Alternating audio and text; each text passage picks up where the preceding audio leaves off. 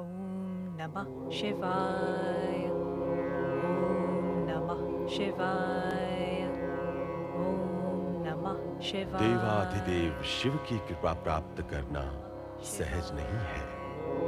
उन्हें प्रसन्न करने के लिए मां जगदंबा की अवतार सती को भी तपस्या करनी पड़ रही है।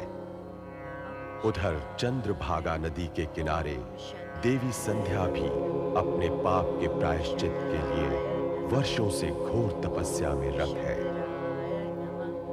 एक उन्हें प्रसन्न करके उनका वरण करना चाहती है, तो दूसरी उन्हें प्रसन्न करके अनचाहे किए गए पाप का प्रायश्चित करना चाहती है। दोनों के ही तप का परिणाम जगत का कल्याण है, क्योंकि इस तप के फलस्वरूप ऐसी घटनाओं का जन्म होने वाला है जो विश्व के लिए विधान का निर्माण करेंगी और जिनसे सीख लेकर मानव अहंकार को त्याग कर परोपकार के पथ पर अग्रसर हो सकेगा। ओम शंकराय नमः। ओम शंकराय नमः। ओम शंकराय। संध्या, देवी संध्या। प्रभु, देवेश्वर आप?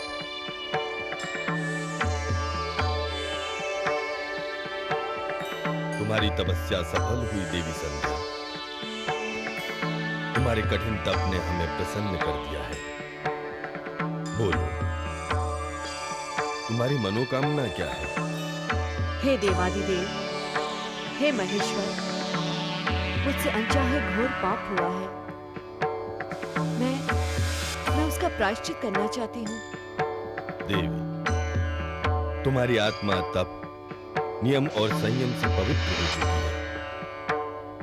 फिर भी यदि तुम प्रायश्चित करना चाहती हो तो बताओ, तुम क्या चाहती हो?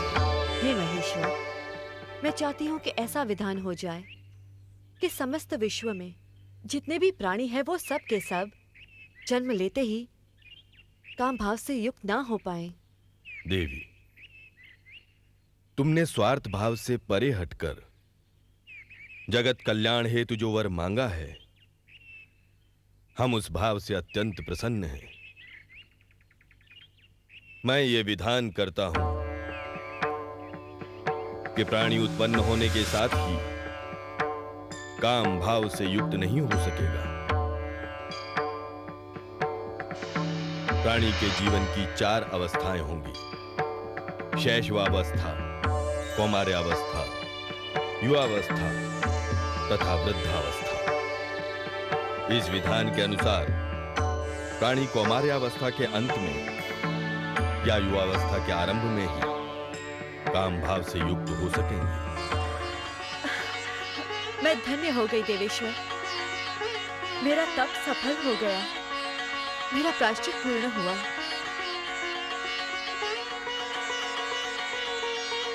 देवी संध्या,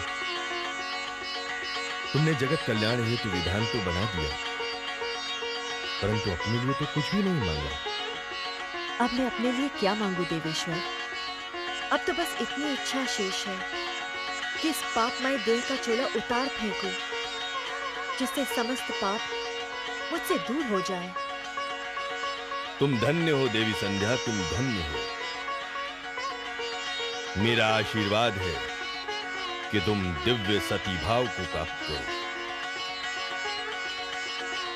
तुम अपने जगत कल्याण के भाव के कारण जगत व्याप्त हो जाओगी। अपनी इस देह के त्याग के पश्चात पुनर्जन्म में तुम्हें ऐसा पति प्राप्त होगा जो महान तपस्वी और महर्षि होगा, जो 7 कल्पों तक तुम्हारे साथ जीवित रहेगा और तुम उसके साथ लोक कल्याण हेतु कार्य करती रहोगी। हे कृपा निधान, आपकी कृपा का पारावार नहीं है। मेरा जन्म सफल हो गया। देवी संध्या, इसी चंद्रभागा नदी के तट पर तापस आश्रम में मुनिवर मेघातिथि यज्ञानुष्ठान कर रहे हैं। तुम्हारे मन में जिस पुरुष को वरण करने की इच्छा हो, उसे ध्यान में रखकर उस पवित्र अग्नि में अपनी देह का होम दो। उस ज्योतिष्ठीम नामक यज्ञ की पवित्र अग्नि में आहुति देने से तुम परम पवित्र होकर उसी यज्ञाग्नि से पुनः उत्पन्न होगी और मेघातिथि ऋषि की पुत्री के रूप में पूर्णता को प्राप्त करोगी। प्रभु, आपने मेरे सारे मनोरथ पूर्ण कर दिए। मैं धन्य हो गई।